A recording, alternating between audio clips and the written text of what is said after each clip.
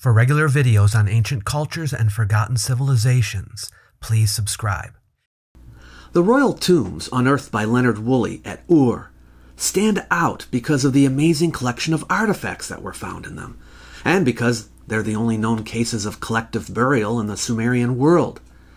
Yet they pose mysteries and present unique challenges to those who study them, due to the disturbance of their contents, unusual skeletal remains, and limited textual evidence regarding the occupants' identities. So today, we're going to look at the questions surrounding the royal tombs of Ur.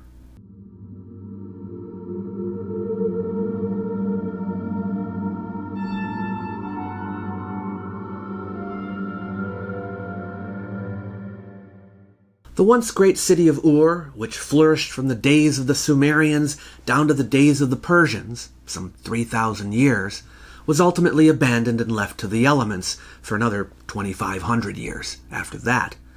The coastline has shifted, so while it originally sat on the edge of the Gulf, it is now inland, just south of the Euphrates River. Over the centuries, the desert sands and flood waters buried the structures of Ur, with only the peak of the ziggurat sticking out. Local people visited the site sporadically until modern archaeological investigation began with the work of the British Vice Consul John George Taylor in 1853. Taylor surveyed and wrote descriptions of the site. In 1919, British Egyptologist Harry Reginald Hall conducted a brief excavation, but the most extensive and systematic excavations at Ur were led by British archaeologist Charles Leonard Woolley starting in 1922. Over 12 seasons, Woolley and his team uncovered significant portions of the site, but what garnered the most attention was his discovery of a cemetery containing approximately 1,850 intact burials spread across a large area, located below the southeast corner of old King Nebuchadnezzar's Temenos. That's an enclosed sacred area, and partly extending beyond the Temenos' enclosure wall. Woolley's detailed publications and field notes has proven helpful and provide invaluable insights into the ancient culture of Ur, focusing on the city's religious practices, burial customs, and daily life. But later work has proved valuable too. In 2013, archaeological activities resumed at Ur as a joint Iraqi-American team revisited previously excavated areas, searching for overlooked artifacts. They extended Woolley's original pits, and their work, which lasted until 2019, provided valuable data for further research. Woolley assigned 660 burials to the early dynastic royal cemetery, with the majority being simple inhumations. But among these burials, 16 stood out for their wealth, distinctive structures, and evidence of rituals. Woolley identified them as royal, characterized by a unique structure involving a tomb chamber of stone or mud brick situated at the base of a deep pit, accessible through a ramp. Woolley speculated that although there were no visible markings, the tombs would likely have been signified on the surface with some form of chapel or marker. The main dead body, often accompanied by a significant number of goods, including sleds or wheeled vehicles drawn by animals, was interred in the chamber. Personal and household attendants were also buried in the tomb chamber with the deceased ruler, and in the surrounding pit, also termed the Great Death Pit. Woolley describes the abundance of rich artifacts that signified their elevated position, equipping them for the journey beyond, which included notable items such as the golden dagger and soundbox mosaics, 2 statuettes portraying a male goat with its forelegs resting on a tree, crafted in gold and lapis lazuli, a lyre embellished with a golden bull's head, gold and silver vessels, exquisite jewelry made from precious metals and semi-precious stones, a diadem adorned with golden leaves and rosettas, alongside other accoutrements like helmets, weapons, and various war gear. While the presence of wheeled vehicles in some tomb pits was not initially emphasized by Woolley as a definitive royal attribute, other scholars have viewed it as a marker of royalty. The royal tombs of the Ur dynasty uncovered an active foreign trade network involving various materials. These findings suggested a prosperous trading environment, with carnelian likely sourced from regions like the Indus or Iran, lapis lazuli from Afghanistan, silver from Turkey, copper from Oman, and gold from locations including Egypt, Nubia, Turkey, or Iran. Despite some shared features, the layout and structure of the 16 royal tombs exhibit distinct designs. There are two main classifications, I guess you could say. Those with identifiable tomb chambers and those solely containing death pits. The occupants of the royal tombs have sparked debates regarding their identities, with some scholars suggesting they were kings and queens, while others proposing they were priests and priestesses.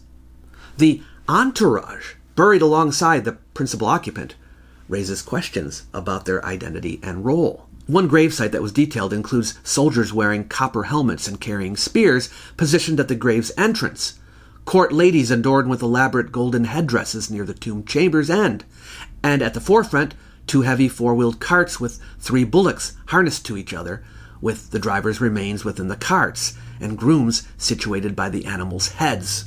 Woolley's account reveals a startling aspect of these burials. He recounts, "The burial of the kings was accompanied by human sacrifice on a lavish scale, the bottom of the grave pit being crowded with the bodies of men and women who seemed to have been brought down here and butchered where they stood." This chilling description illustrates the grim reality of human sacrifice surrounding these royal interments. Due to the widespread attention Woolley's excavation work received, particularly as he progressively disclosed the details of the 16 burials distinguished by sacrificial offerings, there was intense speculation about the underlying purpose of this remarkable ritual practice, previously unrecognized in ancient Mesopotamia, wherein a significant number of individuals had been sacrificed. Woolley consistently maintained that these burials belonged to true kings and queens of Ur, revered as divine or semi-divine entities, whose household members were sacrificed upon their demise. An alternative theory suggested that these were not standard royal tombs, but that these were priests and priestesses, who were ceremonially sacrificed following their portrayal of the principal deities of Ur in a symbolic sacred marriage ceremony, considered pivotal for the annual fertility of the land. Some scholars introduced another perspective, suggesting that the participants were substitute rulers who were sacrificially slaughtered along with their entourage after a short reign. We know this practice existed in later times. However, the notion of a substitute ruler derived from later Assyrian textual sources, and the sacred marriage theory, which typically involves dual burials, did not align entirely with Woolley's findings, which did not feature extensive double burials. It seemed improbable that the woman Puabi, aged around 40 at the time of her death, would have played a prominent role in a sacred marriage ceremony, except maybe in earlier stages of her life. The artifacts found within the tombs, including offerings of considerable wealth, have led to inquiries about their symbolic meanings, social status indicators, and the intended recipients, whether they were for the deceased individuals themselves or for deities. Additionally, the tomb architecture variations and discrepancies point to differential status and societal hierarchy, making interpretation anything but simple. But recent evidence pertaining to burial practices discovered after Woolley's excavations has largely affirmed his belief that the primary individuals in both the royal tombs and the standard graves were individuals who passed away under normal circumstances. This straightforward explanation aligns with the entirety of the cemetery's layout and the types of bodies, burials, and grave goods present. Keep in mind that the nature of the ruling authority and ceremonial rituals of Ur at this time remain largely unknown, so some have pointed out the scarcity of information in this regard should make us hesitate to declare the occupants of the royal tombs kings. Nevertheless, the presence of female occupants identified as queens, or potentially designated with royal titles, or with ties to rulers in select royal tombs, suggests a plausible notion that the male principal occupants might have held royal status too. The existence of kings of Ur is not in dispute, irrespective of the complexities in the relationships between the royal family and the priesthood. This is for those of you who enjoy watching the Antiquities Travel Guide, the series in which I show you the wonders of the ancient world by actually going to the places and examining the ruins and the artifacts and the history of those places.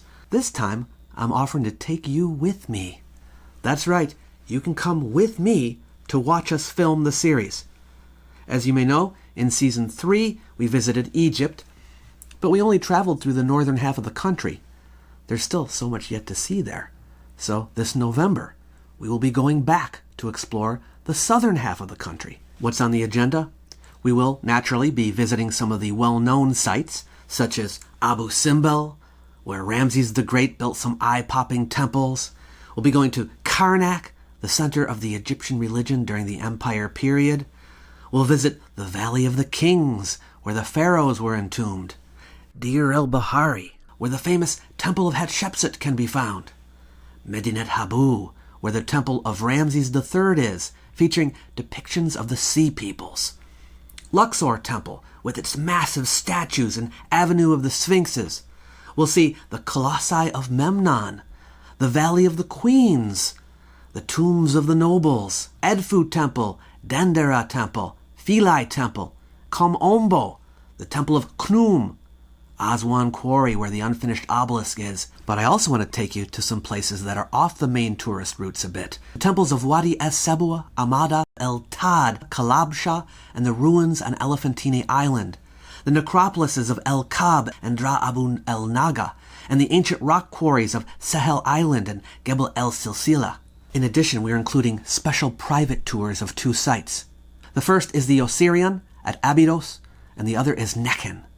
This site hardly ever gets visited, but it is the site of the first known city in Egypt. So come along and join the fun. We'd love to have you with us. I don't know if I will ever offer this tour again, so this is a special opportunity.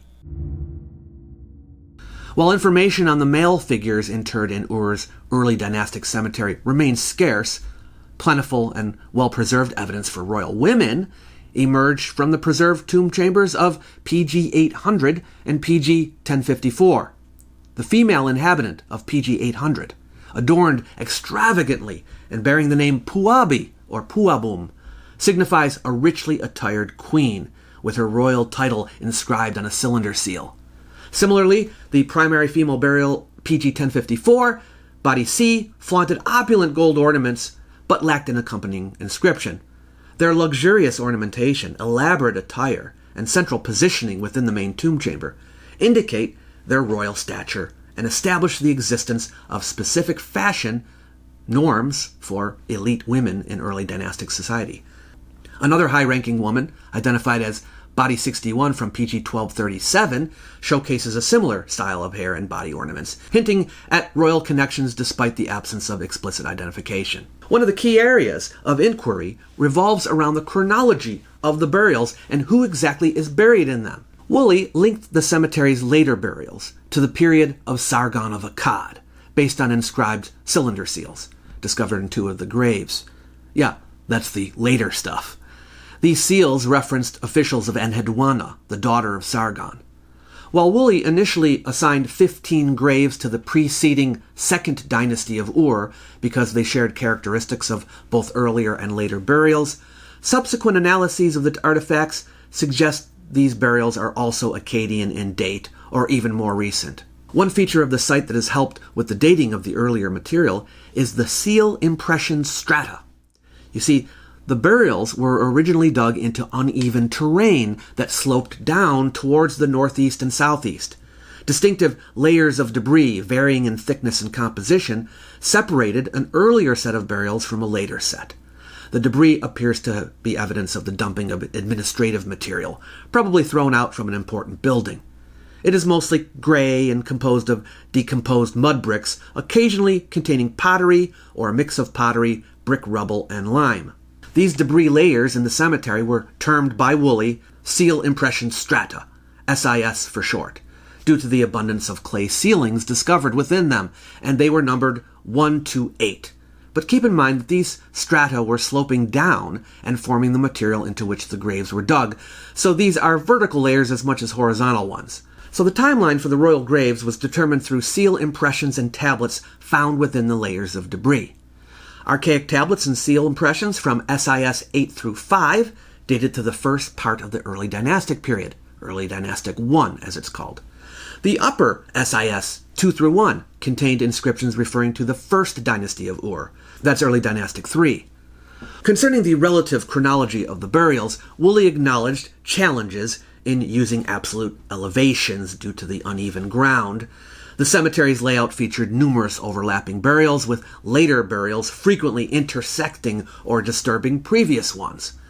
Woolley's methodology involved grouping burials with more than 5 entombments to establish a developmental sequence based on artifact assemblages such as pottery, stone and metal vessels, and tools. While Woolley's approach appeared robust, unresolved questions remain regarding the sequencing and dating of these diverse burials within the cemetery. But more recent work has helped us to be more precise. Using calibrated carbon-14 dating and textual evidence from Mesopotamia, the levels housing the royal tombs are now estimated to fall roughly within the time frame of 2600 to 2500 BCE. This era, recognized in archaeology as early dynastic 3A, or the Farah period, marked a critical phase when contemporary written records provided valuable insights into the structure, culture, and notable figures of Sumerian society. Additionally, the presence of a lapis lazuli cylinder seal belonging to Ninbanda, the queen and wife of Messanapada, along with seals naming Messanapada as the king of Kish and Ninbanda as the queen, provided time brackets for these burials. Messanapada, identified as the first king of the first dynasty of Ur, is thought to have been a contemporary of Eneatum, the third king of the Lagash dynasty. Hence, the graves earlier than his could be attributed to the period traditionally referred to as early dynastic 3A. It is believed that the people buried in these tombs are from the first dynasty of Ur. What's that? Well, it's a dynasty mentioned in the Sumerian king list. The pertinent section of the Sumerian king list says this. We're picking up where the first dynasty of Uruk, another city, ends. Uruk with weapons was struck down. The kingship to Ur was carried off. In Ur, Messanapada was king. 80 years he ruled. Meshkiangnana, son of Messanapada, was king. 36 years he ruled. Elulu, 25 years he ruled. Balulu, 36 years he ruled. 4 kings, the years 171 they ruled. They seem to have added wrong. The king list says that Lugal-Ketun, the final ruler of the first dynasty of Uruk, was overthrown by Messanapada of Ur, and that, including him, there were 4 kings in the first dynasty of Ur: Messanapada, Meskiagnana, Elulu, and Balulu. Well, the tombs of Ur are positioned beneath a rubbish stratum that contained a seal with the name of Messanapada, the presumed founder of the first dynasty of Ur. It was not his tomb, just a seal. But this was interpreted by Woolley as evidence that the tombs, all categorized as early dynastic 3, predate Messanapada. However, despite Woolley's clear explanation, the evidence remains inconclusive. The rubbish may have originated from a neighboring building during remodeling or reconstruction activities. It is possible that some of the tombs post-date Messanapada, though most people do not assume this to be the case. But you might say, well, how can they predate Messanapada if he was the first king? Well, just because he was the first king listed in the king list, this doesn't necessarily mean he was the first king of the dynasty. The king list is saying how the first dynasty of Ur took over as the preeminent dynasty after defeating the first dynasty of Uruk. Messanapada was the king who did this, but he may have been ruling for some time before this, and he may have had ancestors who also ruled. And we know of 2 other kings earlier than Messanapada. Other sources tell us about them: a king named Meskalamdug and another named Akalamdug. According to the inscription found on a bead in Mari, it would seem that Messanapada was the son of Meskalamdug. And we found other names here at Ur, too. This means that only the final 4 kings of the dynasty are named in the Sumerian king list. Anyway, the royal tombs of Ur are believed to be from the first dynasty of Ur, but from before Messanapada. As indicated by the carbon dating, they fall within an estimated century time span, 2600 to 2500 BCE. The royal tombs seem to form a reasonably cohesive group, and it is generally agreed that tombs 777, 779, and 1236 are the earliest. 1054 is in the middle, and 789, 800, and 1237 are later ones, relatively speaking. They are all still presumed to be before Messanapada. Let's talk about the earliest ones. PG 1236 seems to be the earliest, and in fact the largest stone tomb. It has multiple burials in it. A limestone seal was found in it with the ruler's name, Aimdugud, son of the storm god, it reads. No titles, though, to confirm he was a king. The imagery seems to be royal in nature, though. PG 779 is similar to PG 1236, but a little smaller and a little later. This is the tomb in which the standard of Ur was found. It's been suggested that this tomb belonged to a king named Urpabilsag. An inscription bearing his name was found in the area, but not in this tomb. So this is not a definite identification. PG 777 is right next to 779 and appears to have a close relationship with it. A diadem found in the tomb is similar to the one owned by Queen Puabi of PG 800, so it is speculated that this tomb belonged to Urpabilsag's wife. Slightly later in time is PG 755, and we know this because it was dug into the side of the shaft of PG 779. As one of the most opulent graves, PG 755 was exceptional, but it lacks human sacrifices or unique architecture like the other royal tombs. So this has led to ongoing debates about its classification. It contained one coffin, and the body inside was a male under 30 years old. Woolley suggested he might have been a prince rather than a king, but the tomb was full of many goods, including 4 vessels, 1 copper and 3 gold, that were inscribed with the name Mescalamdug. As I mentioned before, we knew of a king by this name from another artifact found elsewhere. There also was a copper vessel inscribed with the name Ninbanda the Queen. Ninbanda was the name of a wife of Messinapata, but perhaps it was a common name in the family? Because the occupant of this tomb was young and had no attendants, then it may be that the inscriptions are referring to his mother and father. In other words, he would be the son of Mescalamdug. Tomb PG 1054, which is from the same time, is that of a woman, and it appears to be that of Ninbanda herself. A seal of Mescalamdug was found here too, and Woolley speculated that the occupant of this tomb was his wife. But what about Mescalamdug himself? Have they found his tomb? Well, PG 789, sometimes called the King's Grave, is an important one. It's a stone chamber and connected with PG 800, Puabi's tomb. It's generally agreed that the PG 789-800 complex is relatively late in the main sequence of royal tombs. The obvious choices for who could have been in this tomb are Mescalamdug and Messinapata, but there's no positive identification. Who was Puabi's husband? Some people think that Puabi was Mescalamdug's second wife. Throughout the scholarly discourse on the royal tombs of Ur, continual scrutiny and reinterpretation underscore the complexities and uncertainties of the archaeological record here. While the study of these tombs sheds light on ancient Mesopotamian life and rituals, it also highlights the difficulties inherent in archaeological research. The more missing pieces there are to a puzzle, the more difficult it is to reconstruct.